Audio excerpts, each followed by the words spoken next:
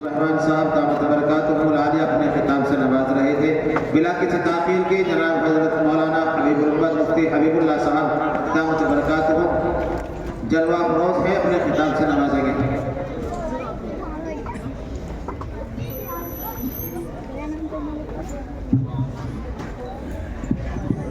बिस्मिल्लाहिर्रहमानिर्रहीम।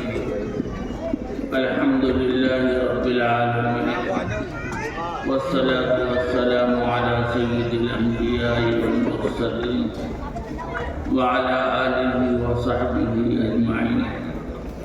अम्मा बाद।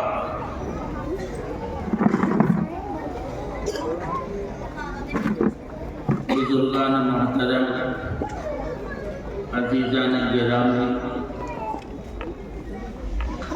जब मेरे सामने आज के प्रोग्राम की बात आई तो मैंने ये समझा कि शायद किसी मस्जिद में इशा के बाद मुख्तसर सा बयान है, इसलिए हाँ कह दिया।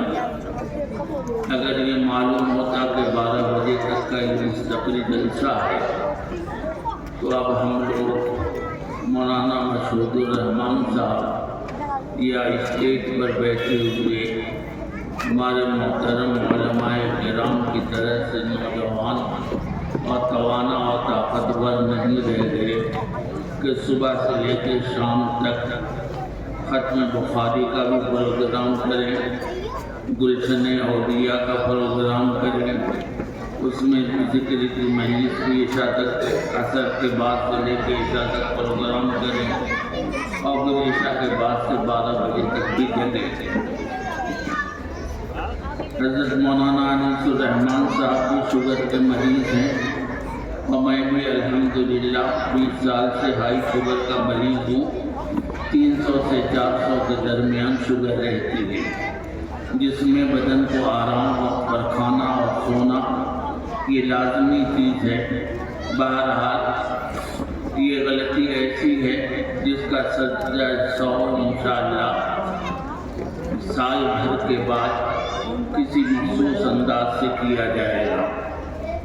आप हज़रात मगरिबादी से नहीं तो कम से कम इशा के बाद से मुख्तलिफ उलमाए किराम के खिताबात सुन रहे हैं।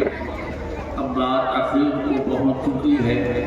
मैं चंद मिनट में एक वाक़या अपने सफ़र का सुना करके अपनी बात को ख़त्म करूँगा।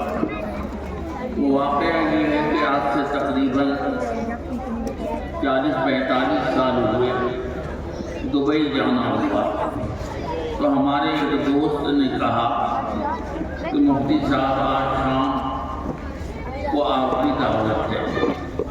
मैंने कहा ठीक है, ये बात आपके ज़हनों में रहनी चाहिए।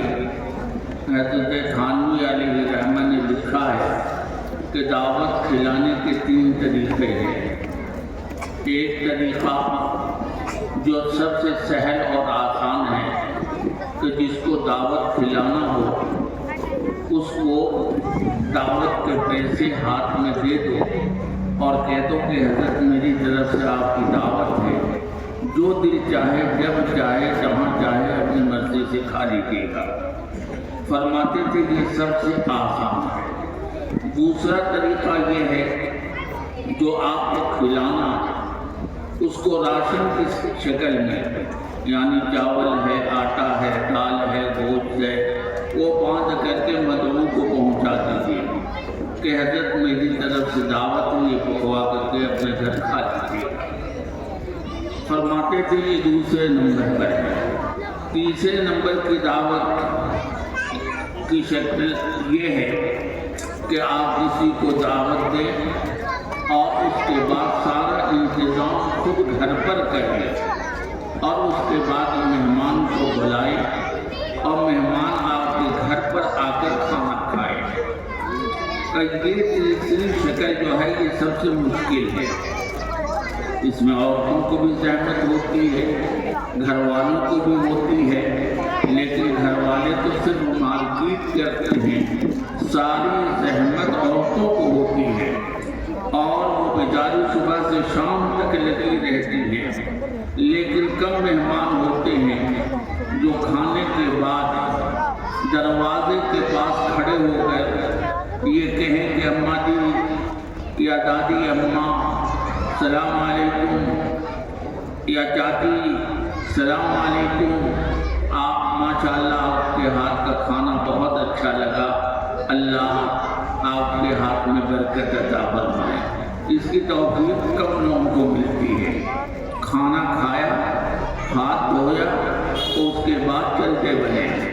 बेचारी ने सुबह से शाम तक मेहनत किया, लेकिन कलमे हम्द 1 मिनट के लिए भी कोई कहने को तैयार नहीं। जबकि बुजुर्गों ने लिखा है कि औरतें मुंतज़िर होती हैं कि हमारा खाना उन्हें कैसा लगा, हमें मालूम होना चाहिए।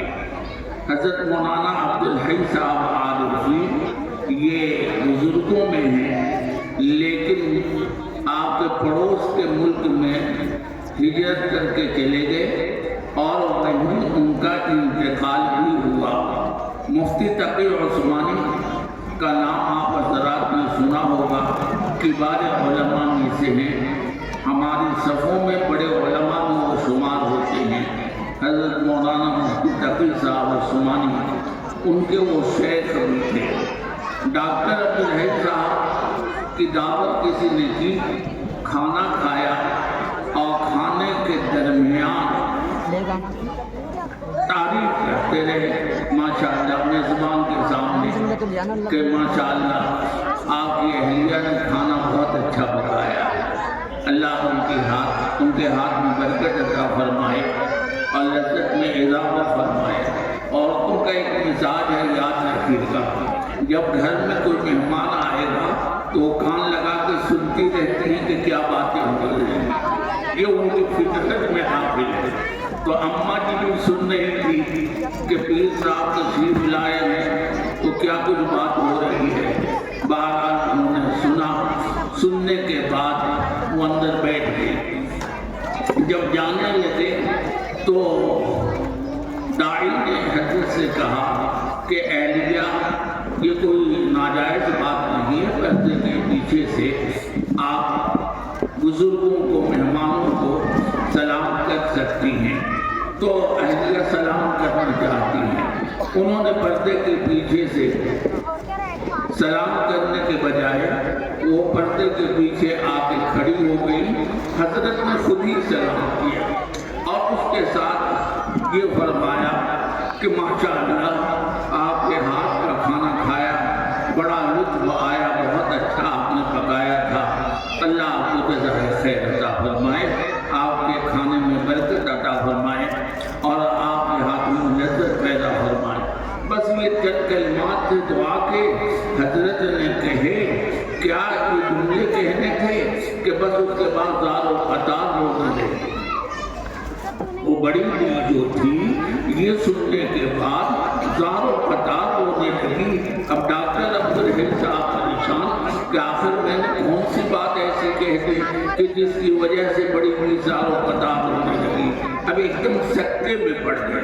थोड़ी देर इंतज़ार किया, इंतज़ार के बाद जब आवाज़ हल्की हुई तो कहा कि मैंने कौन सी ऐसी बात कह दी, अगर कोई बात ऐसी कही हो जिससे तकलीफ पहुंची हो तो माफ़ कीजिएगा कि आप रोने लगी। तो उस औरत ने जो जवाब दिया वो जवाब याद रखिएगा। उस औरत ने कहा कि हजरत आपने जो मेरे हाथ से पके हुए खाने की तारीफ की, मेरा दिल बाहर आ गया, मेरा दिल ऐसा भरा के बाहर आ गया और मुझसे रहा नहीं गया, मैं रो पड़ी। इसलिए कि इन्हीं हाथों से 25 साल से मैं अपने शौहर को पका पका करके खिला रही हूँ, लेकिन कभी मेरे शौहर ने ये नहीं कहा फूटे लफ्जों से भी कि माशाअल्लाह खाना तुम्हारे हाथ का बहुत अच्छा है, माशाअल्लाह तुम बहुत अच्छा पकाना जानती हो। तो शौहर की ज़बान से भी हमारी माएँ और बहनें ये चाहती हैं कि वो सुने कि आपने कैसा पकाया है, हमने खाना कैसा पकाया है, आपको खाना कैसा लगा। बात दूसरी तरफ चली गई। बड़ी बड़ी रोने लगी और पूरा हाल बताया। बहरहाल शौहर भी शर्मिंदा हो गया और हजरत भी आगे बढ़ गए। उसके बाद जो बात कहनी थी वो ये कि जो मेज़बान थे हमारे दुबई वाले, उन्होंने कहा कि हजरत सोचा कि घर पर पकाने में बड़ी जहमत है, वैसे भी हम लोग परदेश में हैं, चले एक होटल में खाते हैं। चुनांचे एक होटल में लेकर के पाक वासी के नाम से शारजा में एक होटल था, उसमें लेकर गए। जब बर्तन लेकर के होटल का अमला आया तो एक 45-50 साल का आदमी था जिसकी पेशानी पर सजदे के निशानात थे। उसको देख करके मैंने कहा कि ये मालीबार का रहने वाला है, केरला का, ये पक्का 5 वक्ता नमाजी है। उन्होंने कहा कि आपने कैसे समझ लिया? मैंने कहा बस समझ लिया कि ये 5 वक्ता नमाजी है, होटल में काम कर रहा है, उसके बावजूद 5 वक्ता नमाजी है। कहा आपको कैसे मालूम हुआ? मैंने कहा बस मालूम हो गया। उसके बाद वो आया खाना लेकर, इनसे हज़म नहीं हुआ, बता दिया कि ये हमारे हिंदुस्तान के बड़े बुजुर्ग हैं, आलिम हैं, मुफ्ती हैं। आप जो प्लेट लेकर के आए तो ये कह रहे थे कि ये पक्के नमाजी हैं। वो खड़े हो गए। वही बात सुनानी थी आप हज़रात को और उसके साथ अपनी माँ बहनों को जो इर्द गिर्द सुन रही हैं माइक से। उस शख्स ने कहा कि मुझको नमाजी मेरी माँ ने बनाया और 15 साल की उम्र से लेकर आज तक मेरी कोई नमाज क़ज़ा नहीं हुई है। 15 साल उम्र से लेकर आज तक मेरी कोई नमाज क़ज़ा नहीं हुई है और ये बरकत है मेरी माँ की तरबियत का। वो कैसे कि मेरी माँ का दस्तूर था कि जब खेल कूद कर मैं बाहर से आता तो अम्मी पूछती बेटा नमाज तुमने पढ़ी?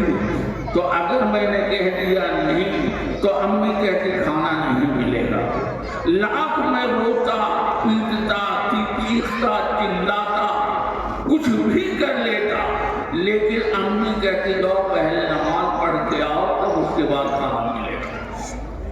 का इतना कहा इतना कहा इतना कहा इतना कहा तो उसके बाद मैं आदमी हो गया नमाज का बचपन से, जबकि मैं बालिग नहीं हुआ था।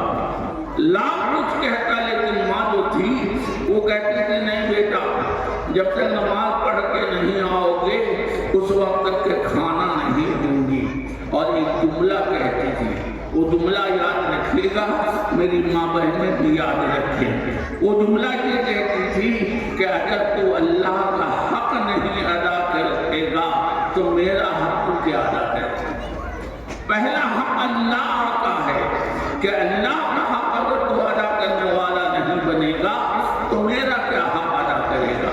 कि वो दिन है और आज तक अल्हम्दुलिल्लाह जब से मैं बालिग हुआ हूँ मेरी एक नमाज भी नहीं छूटी है। मैंने यहाँ नौकरी की तो शर्त लगा दिया था कि अज़ान होते ही मैं फौरन मस्जिद चला जाऊँगा, चाहे मेरी तनख्वाह में से उतने पैसे आप काट लीजिए। इस वाक़े को सुनाने के बाद अर्ज़ ये करना है कि मेरी माँ और बहनों की तरबियत बहुत ज़्यादा असरअंदाज होती है बचपन में, और बच्चों की तरबियत में उनका ख़ास एक अंदाज होता है उनकी तरबियत का। मेरी माँ बहनें अगर ये तय कर लें कि ये मुझे 5 साल के और 6 साल के बच्चे को हाफिज़ बनाना है तो वो हाफिज़ बनाकर छोड़ती हैं। अगर वो तय कर लें कि आलिम बनाना है तो आलिम बना करके छोड़ती हैं। इस चीज़ों में नमाज हो, चाहे आलिम बनाना हो, चाहे हाफिज़ बनाना हो, चाहे सालिह बनाना हो, चाहे नेकोकार बनाना हो, इन चीज़ों में वालिदैन और उसमें ख़ास तौर पर माँ की तरबियत बहुत असरअंदाज होती है। इसलिए मैं अपनी माँ बहनों से कहूँगा कि अपने छोटे नन्हे मुन्ने बच्चों को जहाँ वो प्यार करती हैं उसी के साथ ان کی تعلیم پر، ان کی تربیت پر بھی خاص خیال رکھے۔ آخر میں ایک بات اور عرض کر کے بات ختم کرتا ہوں، وہ بات ہے حضرت مولانا قاری صدیق احمد صاحب باندھوی رحمۃ اللہ علیہ کی، جس کو میں نے خود اپنے کانوں سے ان کے بیان میں سنا۔ انہوں نے یہ بات آج سے تقریباً 48 سال پہلے کہی تھی، آج ماحول اور بدل چکا ہے۔ فرمایا کہ آج ہمارے بچوں کا حال ماں باپ کے نزدیک اتنا بھی اہم نہیں رہ گیا ہے جتنی اہمیت گھر کی مرغیوں کی ہے، کہ اگر سورج ڈوبتے ہماری مرغیاں گھر نہیں آتی ہیں تو ماں باپ پریشان ہو جاتے ہیں۔ سب سے پہلے ماں پریشان ہوتی ہے، اس لیے کہ مرغیوں کی عادت ہے سورج ڈوبنے سے پہلے وہ دربے میں پہنچ جاتی ہیں۔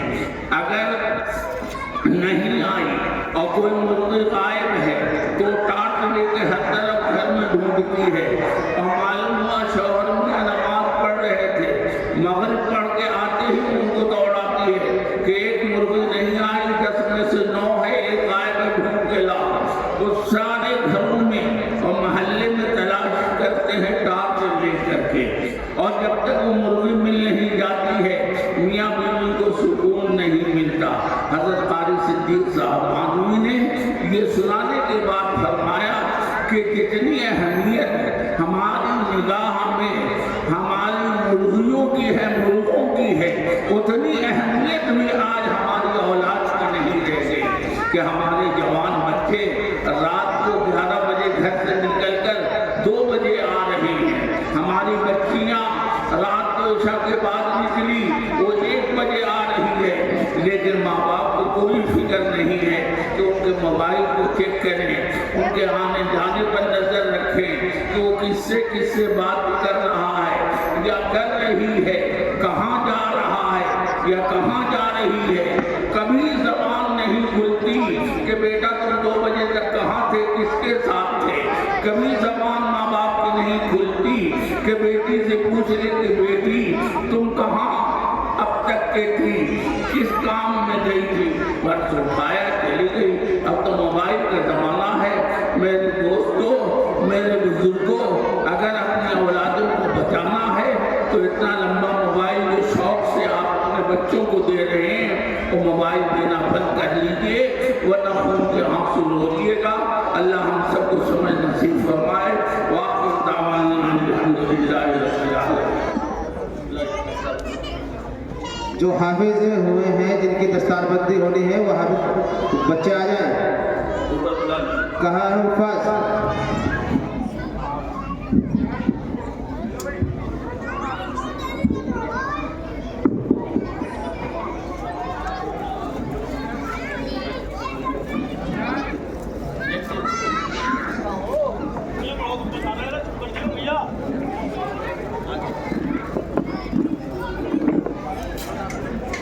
یہ 3 خوش نصیب حافظ قرآن ہیں جنہوں نے اپنے سینے میں قرآن کو سمویا ہے۔ حضرات اکابر کے مبارک ہاتھوں سے ان کو دستار سے نوازا جا رہا ہے۔ آجو بیٹا۔ جناب قاری عنایت الرحمان صاحب اور استاد محترم جناب قاری ولی اللہ صاحب، مولانا امین الدین صاحب، مفتی وسیم صاحب، آئیے اپنے مبارک ہاتھوں سے بچوں کے سر پر دستار کہ آپ اس میں شریک ہو جائیں مفتی صاحب کے ساتھ۔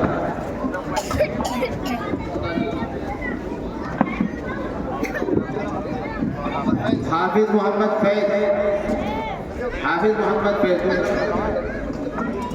حافظ محمد عمیر اور حافظ محمد سید، یہ تینوں بچے آج حافظ قرآن ہوئے ہیں۔ آپ کے اس مدرسے کا یہ فیضان ہے۔ الحمدللہ ہم پچھلے سال بھی ایک پروگرام میں اس کی شرکت یہاں شریک ہوئے تھے، اس میں بھی حافظوں کو یہ دستار سے نوازا گیا تھا۔ آج یہ ہمارے حضرات اکابر جناب قاری عنایت الرحمان صاحب، مفتی وسیم صاحب، مولانا مفتی امین الدین صاحب اور حضرت مولانا جو ہمارے مہمان خصوصی ہیں حبیب الامت حضرت مولانا مفتی حبیب اللہ صاحب اپنے مبارک ہاتھوں سے ان دستار بندی جو فرما رہے ہیں حفاظ اکرام کی، یہ ہمارے لیے بڑی سعادت کی بات ہے، بڑی خوش نصیبی کی بات ہے۔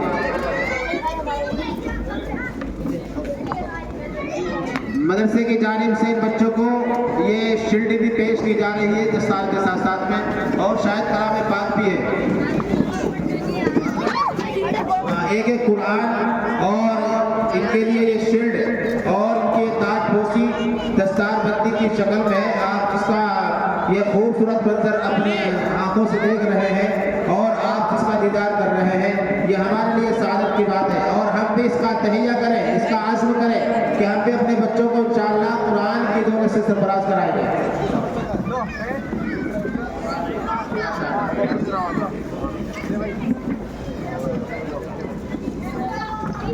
جن بچوں نے ناظرہ مکمل کیا ہے مدرسے کی جانب سے، ان کے لیے بھی ایک چھوٹا چھوٹا انعام ہے۔ یسرا بنت ناصر اور حبیبہ صلاح الدین، یسرا بنت ناصر، حبیبہ بنت صلاح الدین، زینب بنت وسیم، فاطمہ بنت مہتاب، محمد حمزہ ابن شاداب، یسرا بنت ناصر۔ میں اسٹیج پر تھوڑی جگہ بنا دیں، یہ حکومت یہ بیٹا حافظ ادھر بیٹھے۔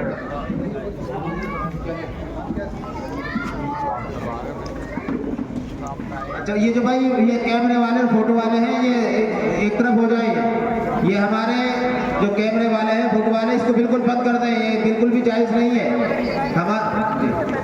محمد حمزہ ابن شاداب اور اس کے بعد میں محمد سعد ابن ضیاء الدین، محمد معاذ ابن ضیاء الدین، محمد آصف ابن اعجاز الحق، محمد احنف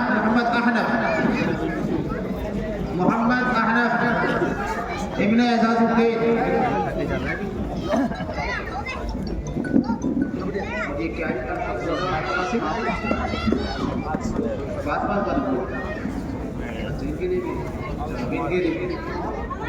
یہ محمد آصف صاحب، یہ بھی لے لیں انعام اپنی اہلیہ محترمہ کا۔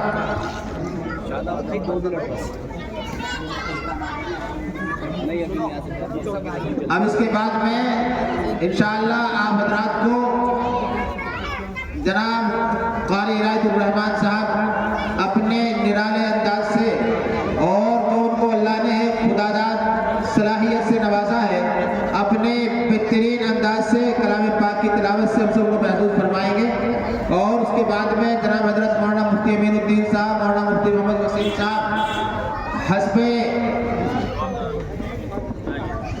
گنجائش انشاءاللہ اپنے خطاب سے نوازیں گے، اور جناب حضرت قاری ولی اللہ صاحب کی دعا پر اس مجلس کا اختتام ہوگا۔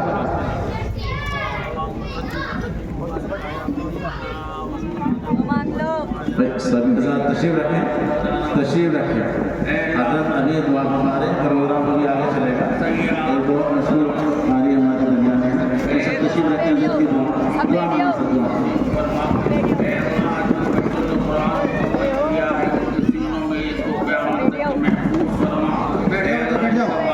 کے لیے ذریعہ نجات بنا، اے اللہ ان کے خاندان کے لیے ذریعہ نجات بنا، اے اللہ ان بچوں کو اپنے سینے میں اس قرآن کو پوری زندگی محفوظ رکھنے کی توفیق اور ہمت عطا فرما، اس کی تلاوت کی توفیق عطا فرما، ہر قسم کی